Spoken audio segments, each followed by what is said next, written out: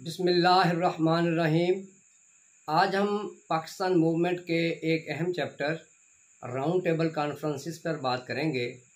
ये 3 कॉन्फ्रेंसिस 1930, 31 और 32 को लंदन में मुनक्कद की गई। 1928 में मोतीलाल नेहरू ने जो नेहरू रिपोर्ट पेश की, मुस्लिम लीग ने उसे मुस्तरद कर दिया और 1929 में कायद आज़म ने इसके जवाब में अपने फेमस 14 पॉइंट्स पेश कर दिए। इससे अंग्रेज़ हुकूमत पर एक बात वाज़ेह हो गई कि मुस्लिम लीग और कांग्रेस के दरमियान इख्तिलाफ़ात की खलीज बढ़ती चली जा रही है। चुनांचे अंग्रेज़ हुकूमत इस नतीजे पर पहुंची कि इन्हें बिठाया जाए, लंदन में बुलाया जाए तमाम सियासी जमातों को, जिनमें कांग्रेस भी हो और मुस्लिम लीग भी हो, ताकि हिंदुस्तान के मुस्तकबिल के जो मसाइल हैं उनको हल किया जाए।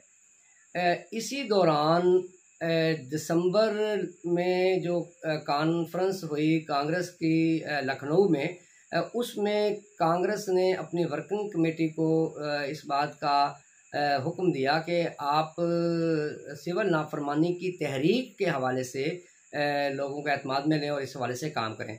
चुनांचे मार्च 1930 को कांग्रेस ने पूरे हिंदुस्तान में सिविल नाफरमानी की तहरीक शुरू कर दी और अंग्रेज़ हुकूमत पर दबाव बढ़ाने की कोशिश की, लेकिन अंग्रेज़ों ने दबाव कबूल करने की बजाय पहली राउंड टेबल कॉन्फ्रेंस बुलाने का ऐलान कर दिया। उस वक़्त के वायसराय लॉर्ड इरविन ने 57 मंदूबीन को दावत दी, जिसमें हिंदुस्तान की 16 जो रियासतें थीं उनके हुक्मरानों को और 18 मुस्लिम लीडर्स को बुलाया गया। बाकी जो हिंदुस्तान की दीगर जमातें थीं उनको भी दावत दी गई। इसमें कांग्रेस शामिल नहीं हुई। चुनांचे 12 नवंबर 1930 को जो लंदन का मशहूर सेंट जेम्स पैलेस है, वहाँ पर जॉर्ज फिफ्थ जो थे बादशाह बरतानिया के, उन्होंने फर्स्ट राउंड टेबल कॉन्फ्रेंस का इफ्तिताह किया। इस कॉन्फ्रेंस के पहले ही इजलास में बर्मा की हिंदुस्तान से अलहदगी के हवाले से जो है वो बहुत अहम नुकात उठाए गए और बहस की गई। इसी कॉन्फ्रेंस में अजीम मुस्लिम रहनुमा मौलाना मोहम्मद अली जौहर भी शामिल हुए और उन्होंने अपनी ज़िंदगी की आखिरी तकरीर जो है वो इसी कॉन्फ्रेंस के दौरान की। कायद-ए-आज़म मोहम्मद अली जिन्ना ने इस कॉन्फ्रेंस के मुख्तलिफ सेशंस में सिंध की बम्बई से अलहदगी पर बड़े ठोस दलाइल दिए और कहा कि अगर ये कहा जाता है कि सिंध जो है वो एक खसारे का सूबा है, तो फिर ऐसे सफ़ेद हाथी से बम्बे वाले जान क्यों नहीं छुड़ा लेते। कायद-ए-आज़म ने दलाइल दिए कि सिंध अगर बम्बे से अलग हो जाए तो ज़्यादा बेहतर अंदाज में तरक्की कर सकेगा, सिंध अपने वसाइल पैदा कर सकेगा और सिंध बम्बे का मोहताज नहीं रहेगा। चुनांचे कायद-ए-आज़म के ये दलाइल बहुत मजबूत थे और इस पर असूली तौर पर जो है वो इत्तफाक कर लिया गया। मुख्तलिफ मसाइल के हल के हवाले से 8 कमेटियाँ इस कॉन्फ्रेंस में तश्कील दी गई, जिनका ज़िम्मे जो है वो फेडरल सिस्टम ऑफ गवर्नमेंट बनाना भी था और इसके हवाले से काम करना था, फ़िरका वाराना मसाइल को हल करना था। इस फर्स्ट राउंड टेबल कॉन्फ्रेंस में जो एक अहम पेशरफ्त ये हुई कि फेडरल सिस्टम ऑफ गवर्नमेंट जो हिंदुस्तान का था के लिए बनाना था, उससे असूली तौर पर मंजूर कर लिया गया। इस पे यानी इत्तफाक हो गया कि फेडरल सिस्टम ऑफ गवर्नमेंट बनेगा और उसकी जो जुज़ियात है उसको तय करने के लिए फिर आगे कमेटी बनाई गई और फिर उसका आइन कैसे बनेगा। बहरहाल इस कॉन्फ्रेंस में चूँकि कांग्रेस शामिल नहीं थी, इसलिए ये बड़े फ़ैसले नहीं कर पाई ये कॉन्फ्रेंस। चुनांचे 19 जनवरी 1931 को इस कॉन्फ्रेंस के इख्तिताम का ऐलान कर दिया गया। अंग्रेज़ हुकूमत पर यह बात वाज़ेह हो गई कि जब तक कांग्रेस शामिल नहीं होगी राउंड टेबल कॉन्फ्रेंस में, उस वक़्त तक कोई फ़ायदा नहीं है। चुनांचे लॉर्ड इरविन जो थे वायसराय हिंदुस्तान के, उन्होंने गांधी जी की रिहाई का हुक्म दे दिया, जो सिविल नाफरमानी के दौरान जेल में थे।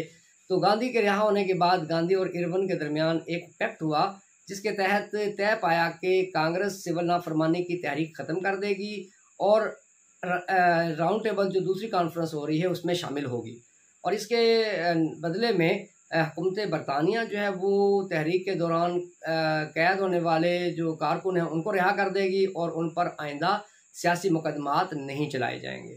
चुनांचे गांधी इरविन पैक्ट के बाद जो 7 सितंबर 1931 को सेकंड राउंड टेबल कॉन्फ्रेंस जो हुई उसमें कांग्रेस भी शामिल हुई और कांग्रेस के सबसे बड़े लीडर जो थे मोहनदास करमचंद गांधी खुद शामिल हुए।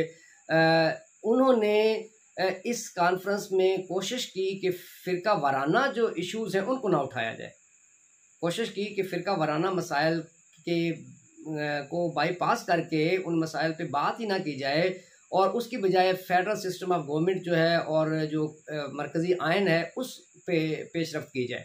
जबकि मुसलमान जो ये चाह रहे थे कि फ़िरका वाराना मसले को हल किया जाए, जुदागाना इंतखाब का हक़ मुसलमानों के लिए असूली तौर पर मंजूर किया जाए और फिर अलग नशिस्तें तय की जाएँ, ये मसाइल ज़्यादा अहम है। इस हवाले से मुसलमान रहनुमा सर मोहम्मद शफ़ी जो थे उन्होंने गांधी जी के इन दलाइल का रद्द किया और इस बात पे ज़ोर दिया कि पहले फ़िरका वाराना मसले को हल किया जाना चाहिए।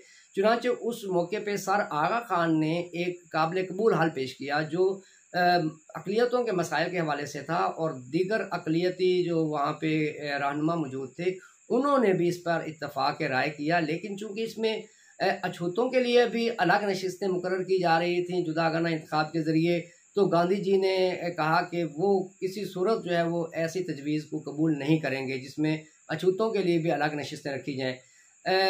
उस वक़्त के बरतानवी वज़ीर आज़म रैमज़े मैकडॉनल्ड ने ऐलान किया कि अगर ये जमातें किसी नतीजे पर ना पहुँचीं तो हुकूमत बरतानिया ख़ुद से फिर ऐलान करेगी।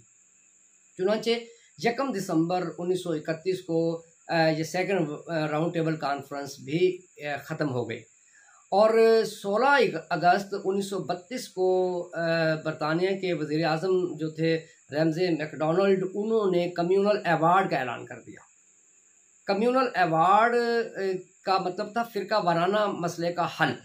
तो इसके लिए वेटेज फार्मूले के तहत जो है वो नुमाइंदगी दी गई, यानी जो अक़लियती थे पार्टियां जिन जिन इलाकों में उनको उनकी आबादी की निस्बत ज़्यादा नशिस्तें दी गई, यानी मुसलमान जिन सूबों में आबादी में कम थे उनको उनकी आबादी की निस्बत ज़्यादा सीटें दी गई।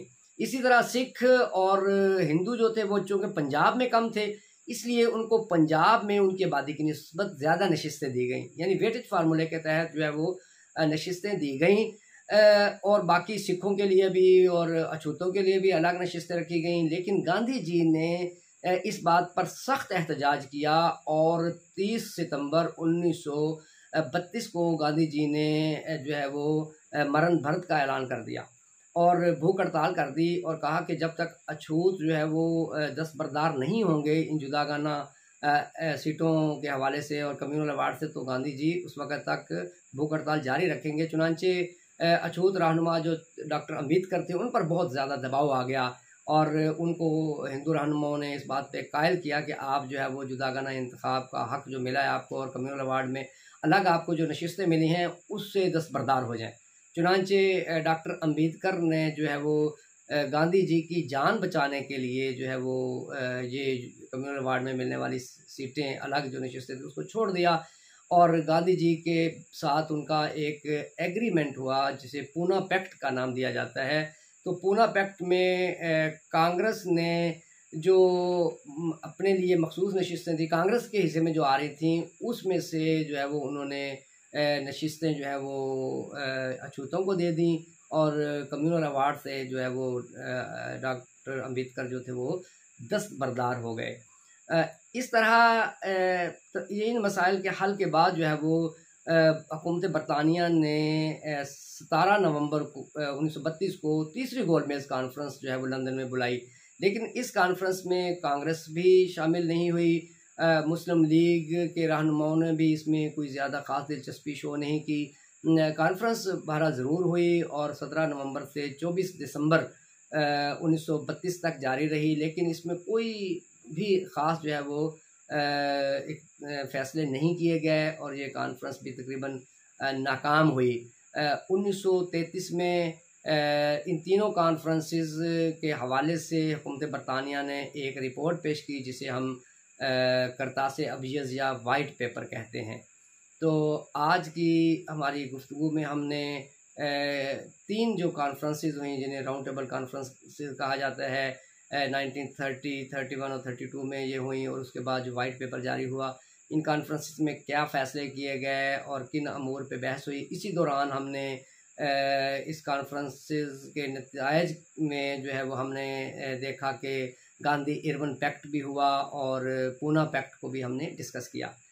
तो उम्मीद है आपको ये हमारी गुफ्तगू पसंद आई होगी। हमारे चैनल को सब्सक्राइब करें, लाइक करें और कमेंट्स दीजिए। बहुत शुक्रिया।